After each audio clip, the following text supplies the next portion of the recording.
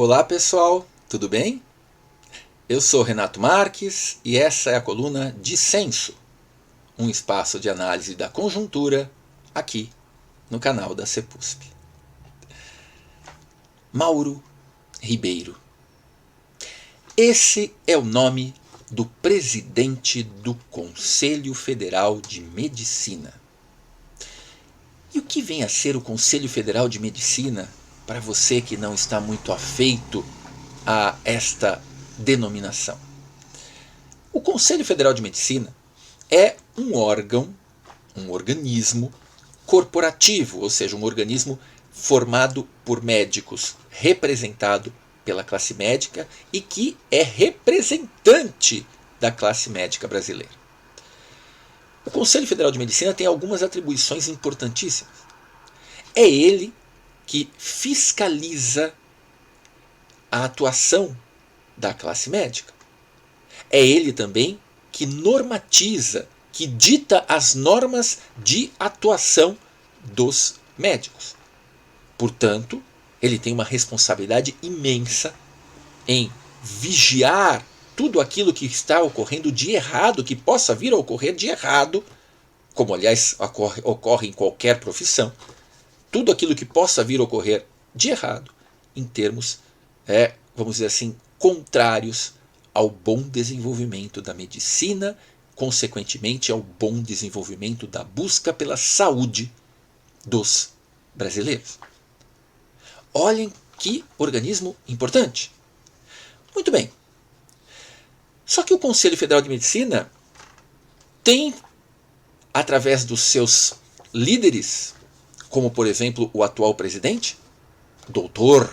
Mauro Ribeiro, tem demonstrado muito mais preocupação com os ganhos político-ideológicos e corporativistas da sua classe do que propriamente com a saúde dos brasileiros.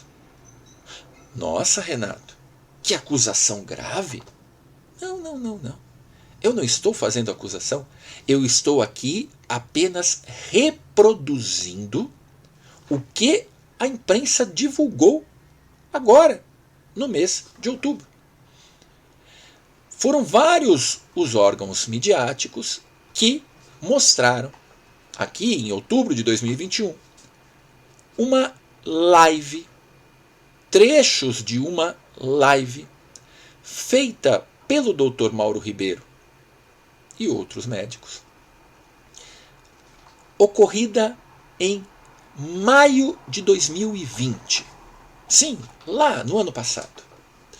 No meio de toda aquela tensão relacionada ao combate à Covid-19, o Dr. Mauro, usando da prerrogativa de presidente do Conselho Federal de Medicina, faz uma live voltada, obviamente, para a classe médica, que é quem lhe escuta com maior atenção, e ali vai dar algumas declarações verdadeiramente estarrecedoras. Nós vamos citar aqui aquelas que chamaram mais atenção na grande mídia. Para começo de conversa, eu vou ler para vocês um pequeno trecho dito pelo Dr. Mauro e reproduzido pela imprensa. Prestem atenção. Ele diz o seguinte, na época, maio de 2020, existem estudos observacionais para a hidroxicloroquina, mas não existe nenhuma evidência científica que comprove alguma eficácia da hidroxicloroquina no combate à Covid. Bom, você que está em casa deve estar falando assim, Renato, pelo amor de Deus, de novo essa conversa de cloroquina para cá, cloroquina para lá, já não aguentamos mais. Isso aí que o médico falou, que o Dr. Mauro Ribeiro falou, é a coisa mais óbvia do mundo, todo mundo já sabe disso, muito bem. É verdade. É verdade, o que ele está fazendo aqui nessa frase não tem nada de assustador, muito pelo contrário, ele está apenas, então, somente reiterando a importância, a significância de uma posição, de uma postura de um médico, portanto alguém defensor da ciência. Até aqui está tudo bem. O problema é o que vem depois. O problema é como o Dr. Mauro continua essa sua explicação. E eu vou, mais uma vez, ler para vocês. Por favor. Ele diz o seguinte, lembre-se, não há nenhuma eficácia da hidroxicloroquina no combate à Covid. Mas nós quem? Nós do Conselho Federal de Medicina. Ok, mas nós, em uma decisão fora das nossas normas, acabamos liberando o uso. Pera. O presidente do Conselho Federal de Medicina, em uma live para médicos, diz que o Conselho Federal de Medicina sabe que não existe nenhuma comprovação de eficácia do uso da hidroxicloroquina no combate à Covid. Porém, em uma decisão fora dos padrões normais, o Conselho Federal de Medicina diz que vai liberar o uso. Liberar o uso de um remédio que não tem eficácia alguma sobre aquela doença. Mais ou menos como se alguém aparecesse com uma gripe e o Conselho Federal de Medicina dissesse o seguinte: vamos dar para o combate a essa gripe um café coado na roupa de baixo da avó do senhor Teobaldo Orozimbo.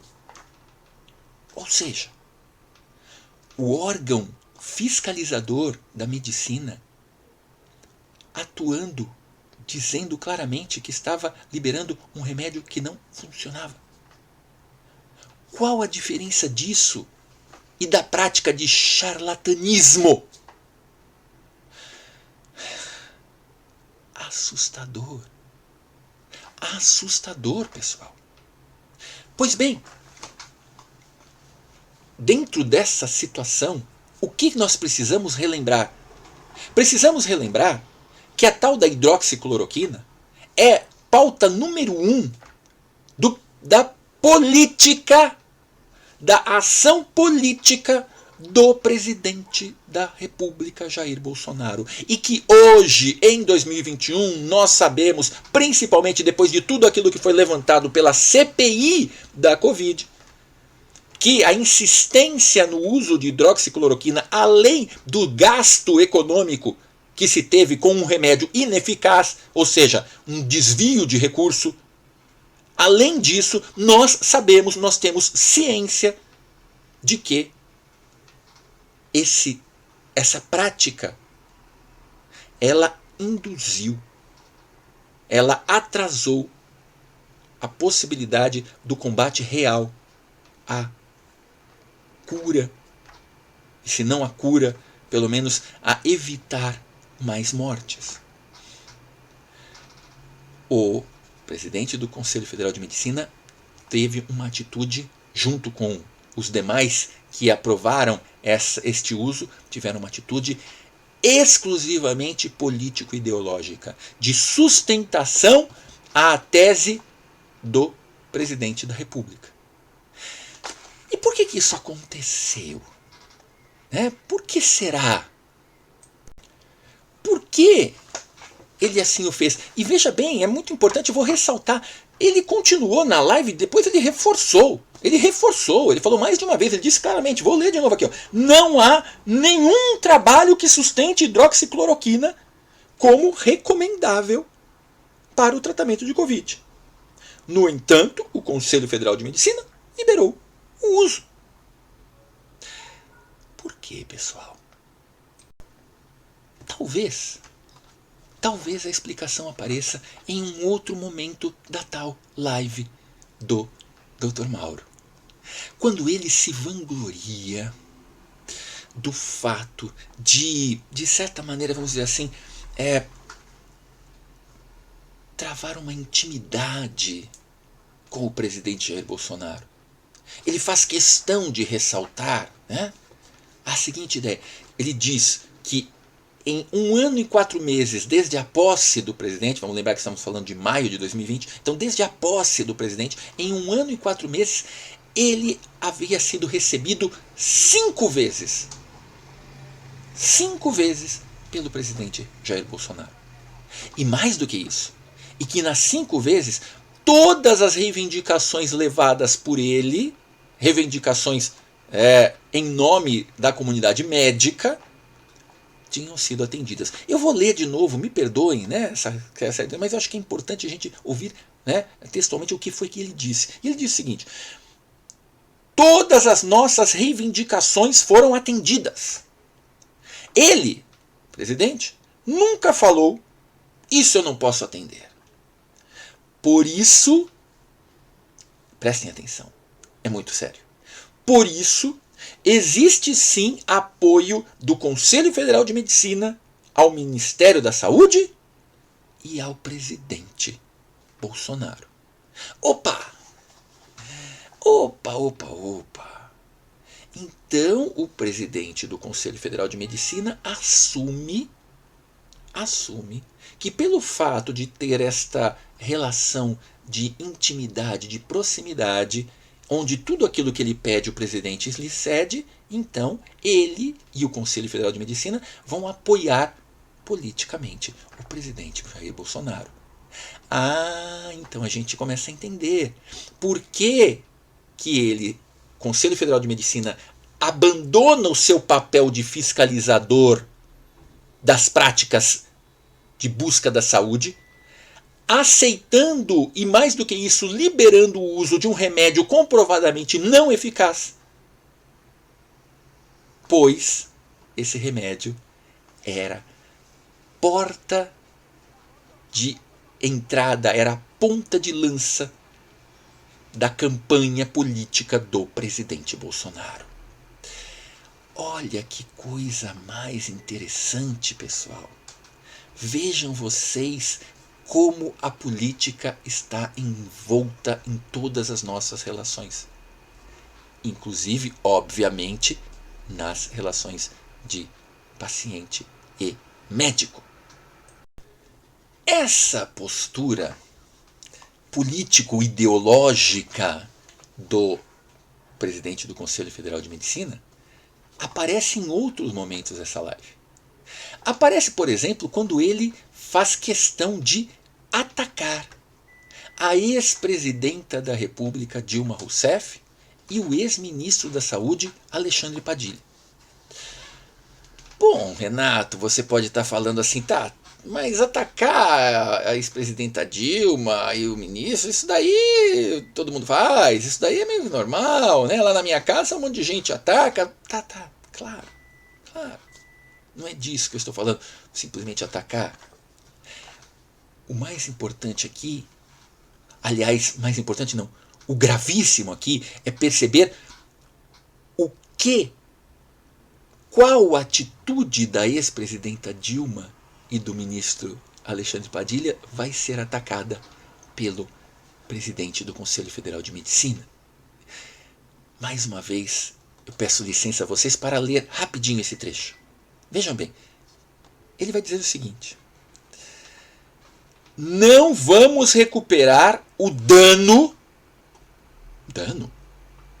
da época do governo da ex-presidente Dilma e do ministro Alexandre Padilha.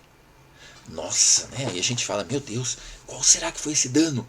Né? O que será que eles fizeram? Acabaram com a saúde? Onde? Como? Por favor! E aí vem a explicação do presidente do Conselho Federal de Medicina, exposta em diversos órgãos midiáticos. Não vamos recuperar o dano. Teremos aproximadamente 1.500.000 médicos no Brasil. E ele continua. É a popularização da medicina.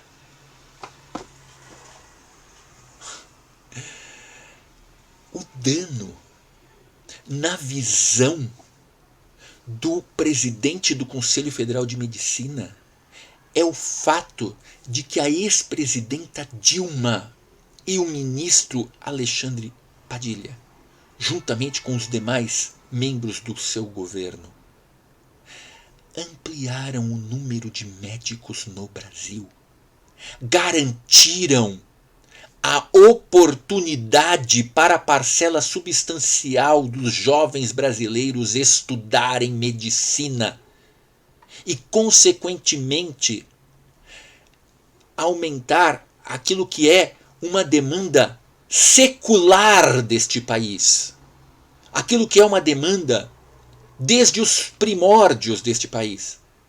Poder ter mais médicos atuando para, de alguma maneira, permitir ao cidadão e à cidadã brasileiros que possam ter uma saúde melhor. Isso foi o que assustou o Dr. Mauro. O Conselho Federal de Medicina abandona o seu papel de defensor da saúde para, por outro lado, fazer o quê? Da mesma maneira como nessa história do hidroxicloroquina, para atuar contra a saúde. Não podemos ter tantos médicos. Onde já se viu uma coisa dessa? Se tivermos muitos médicos, as pessoas serão atendidas. Se tivermos muitos médicos, talvez as pessoas não adoeçam. Se tivermos muitos médicos, o que, doutor Mauro? Será que a sua preocupação é, se tivermos muitos médicos, a nossa profissão não será mais uma profissão de elite? Sim, porque é isso que você diz. Popularização da medicina é algo negativo? Estamos aí desvendando um dos pilares da vergonhosa história do nosso país. Um país que foi construído sob a égide da desigualdade, com a marca da escravidão. Um país focado, voltado, em que as suas elites só querem os privilégios para o seu próprio grupo, as suas elites econômicas. E as suas classes médias ficam aí cumprindo este papel de assessoria dessas elites econômicas. É gravíssimo, Mas infelizmente, pessoal, diante da postura do Conselho Federal de Medicina nos últimos anos, não é uma novidade. E não é uma novidade pelo seguinte: o Conselho Federal de Medicina já vinha dando tristes mostras, há algum tempo, dessa postura absurda e obtusa, contrária à saúde da maioria do povo. Por que você está falando isso, Renato? Porque o Conselho Federal de Medicina teve um papel, vou dizer assim, patético, para não dizer uma coisa mais grave, mais séria. Sendo contrário ao programa mais importante do ponto de vista de saúde da história do Brasil, só não é mais importante do que a criação do SUS. Estou falando do programa Mais Médicos. O programa Mais Médicos implantado pela ex-presidenta Dilma, essa que o Dr. Mauro não gosta, lá em 2013. É importante que vocês saibam um pouquinho da história e um pouquinho dos números do que era a lógica da saúde do Brasil antes do Mais Médicos, do que passou a ser durante o Mais Médicos e do que deixou de ser depois do Mais Médicos. Antes do programa Mais Médicos, que, repito, foi instituído em 2013, o número de médicos no Brasil era de 388.015. Tá? Pegando esse número e fazendo uma conta simples, o cálculo de médicos por habitantes, ele dava algo próximo aí a 2 médicos para cada grupo de 1.000 habitantes. Esse número, pessoal, é um número considerado bom. Internacionalmente falando, é um número considerado bom. É um número, por exemplo, idêntico ao número de médicos por habitantes do Japão. É superior, por exemplo, ao número de médicos por habitante da Coreia. A Coreia do Sul tem 1,9 médicos por habitante. Outros países, como por exemplo Portugal. Portugal tem um número bem superior, 4 médicos por habitante. Por 1.000 habitantes. Né? A Argentina, 3,2 médicos por cada 1.000 habitantes. Certo? Os Estados Unidos, 3,6, alguma coisa assim próxima. Mas, de qualquer maneira, era um número bom. O problema é que a gente tem que olhar a estatística de forma um pouco mais detalhada. E aí vamos, mais uma vez, cair no grande drama da história do Brasil, que é o quê? Que é uma distribuição desigual desse corpo médico. As desigualdades existentes no Brasil são de diversas ordens, inclusive geográficas, regionais. Olhando mais atentamente, o que se percebia é que alguns estados, algumas unidades da federação, possuíam um número de médicos muito alto, muito elevado, e outras extremamente baixo. Quando você pega, por exemplo, o Distrito Federal, ele era o líder, né? Ele tinha mais de 4 médicos por cada grupo de 1.000 habitantes. Um número invejável. Né? São Paulo, o estado de São Paulo, 3,62 médicos. Também um número excelente. Né? O Rio de Janeiro, 2,64. Muito bom número. O problema é que, ao mesmo tempo que essas unidades da federação eram super representadas por médicos, e ainda o são, outras unidades eram subrepresentadas. Então, alguns casos, por exemplo, de número de médicos abaixo, de um médico por cada grupo de 1.000 habitantes. O caso do Maranhão, por exemplo, que tinha 0,71 médicos por cada grupo de 1.000 habitantes. Né? Ou o Pará com 0,84. Ou o Amapá com 0,95 médicos para cada grupo de 1.000. Números típicos de um país que constrói o seu sistema de saúde, como aliás construiu todos os demais sistemas de atendimento do Estado, não para o total da população, não de uma maneira inclusiva na nossa história, mas sim de uma forma excludente, voltado para uma pequena parcela da população beneficiária. A política da ex-presidenta Dilma via ali um problema grave. E o que ela propõe? O que ela vai propor é alterar esse processo. Em 2011, o Ministério da Saúde vai trazer a proposta de abrir concurso para jovens médicos formados, nas todas as universidades possíveis aí do Brasil, certo? Para que esses médicos pudessem ficar um tempo trabalhando em áreas periféricas ou periferia de grandes centros onde faltam médicos, ou em áreas remotas, em zonas rurais, onde simplesmente não existem, em alguns casos, médico algum, nunca existiram em alguns casos.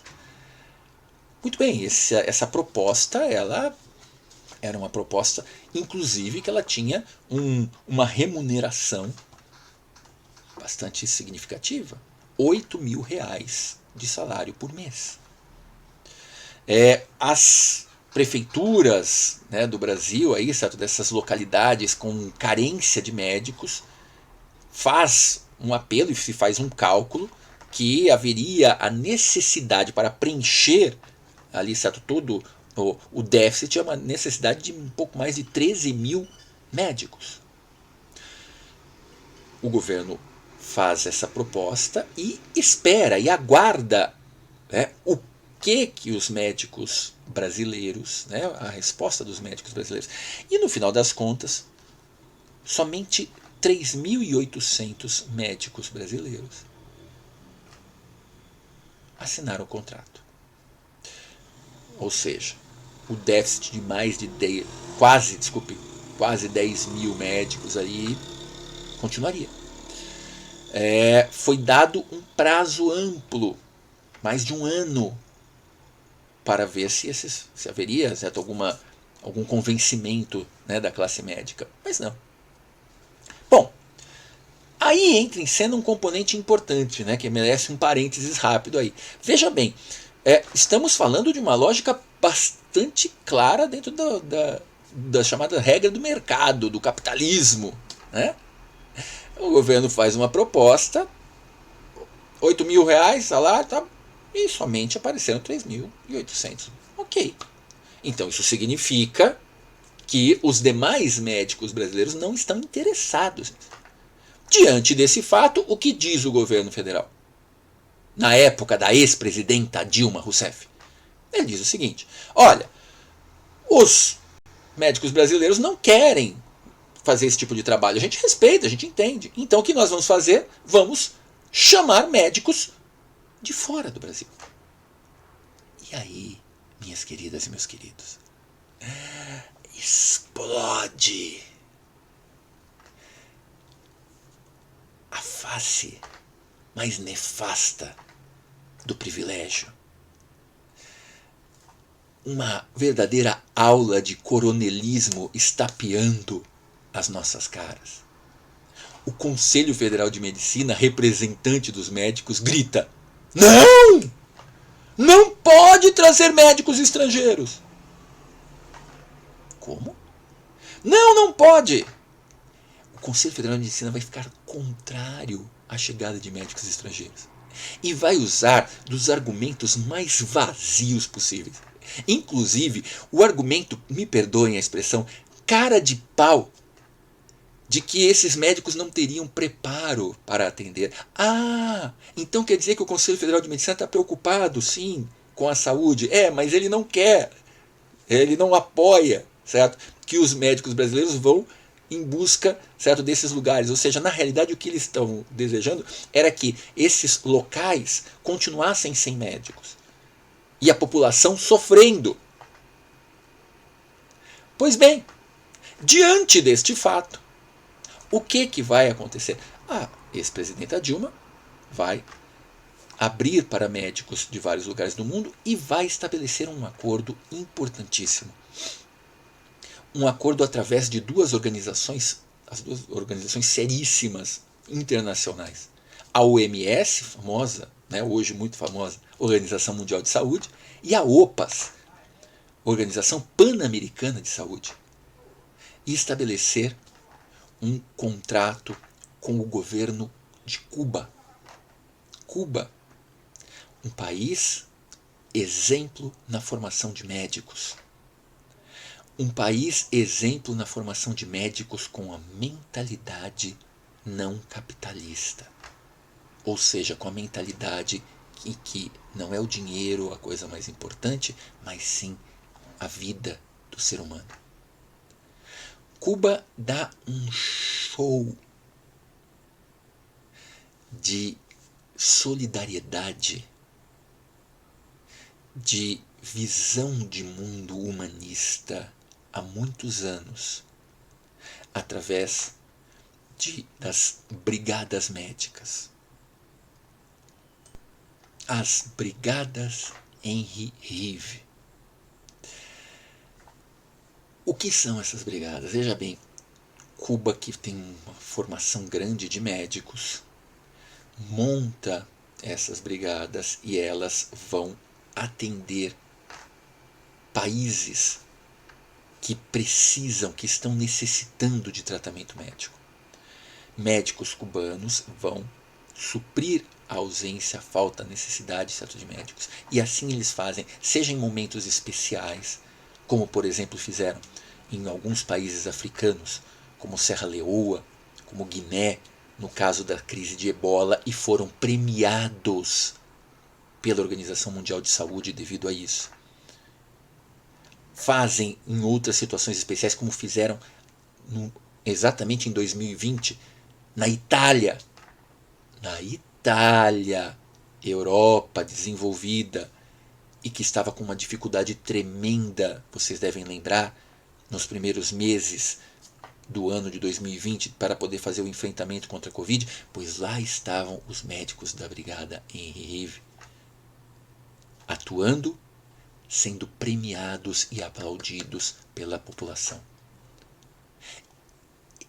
As experiências das brigadas de médicos cubanas são variadas em diversos países de todas as colorações ideológicas possíveis. Presença no México, presença no Chile, presença na Bolívia, presença no Paquistão, diversos países. Guatemala, Haiti, Libéria, tá? Indonésia, Peru, sempre premiados e abraçados pela população. E para cá eles vieram. Vieram e tiveram dois tipos de recepção.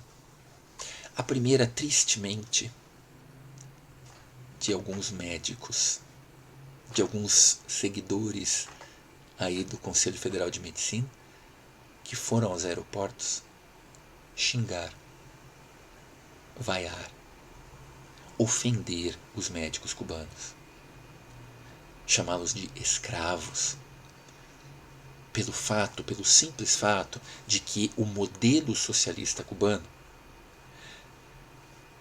o médico que vai atuar, ele não vai receber o salário integral. Por quê? Ele recebe uma parte do salário para a sua sobrevivência e outra parte vai para o governo cubano porque ela ajuda a fomentar novos estudos na medicina cubana. Ajuda a fomentar a formação de novos médicos. Isso é a visão não capitalista. Essa é a visão que impera em Cuba. A visão da solidariedade e principalmente a visão de que ninguém ascende sozinho. Ninguém sobe sozinho.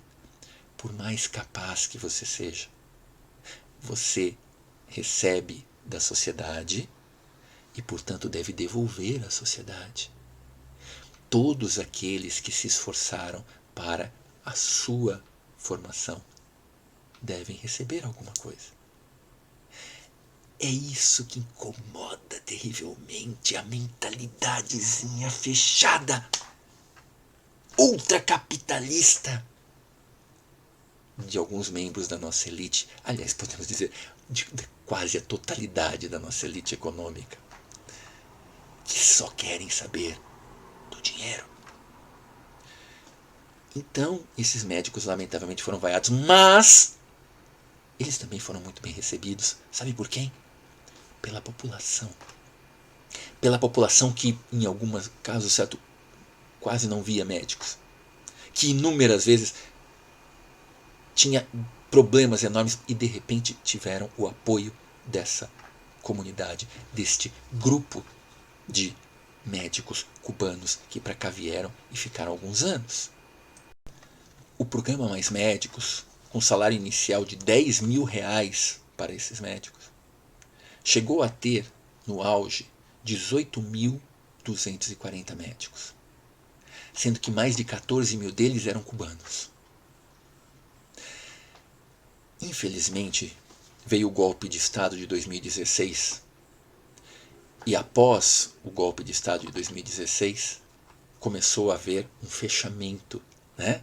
A tentativa, seja no governo Temer e depois no governo Bolsonaro, de apagar qualquer lembrança dos governos petistas. Aí o que aconteceu então? Houve uma pressão para acabar com o Mais Médicos e tirar os médicos cubanos daqui. E o governo Bolsonaro conseguiu isso. Os médicos cubanos foram embora.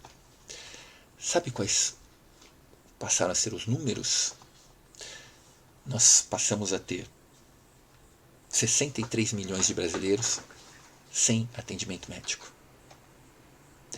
Sem atendimento médico. 4 em cada 10 cidades brasileiras não tem médico algum. Isso é a face do pós, né, Mais Médicos, ou seja, do final do programa Mais Médicos. E é incrível que o Dr. Mauro e a cúpula do Conselho Federal de Medicina apoiem esse tipo de visão. Para você que está em casa, essa história mostra bem claramente o que é a miopia ideológica e o que é o corporativismo. Tudo isso atuando em favor de uma elite econômica e contrária à população, aos trabalhadores. Muito obrigado. Até a próxima. Tchau, tchau.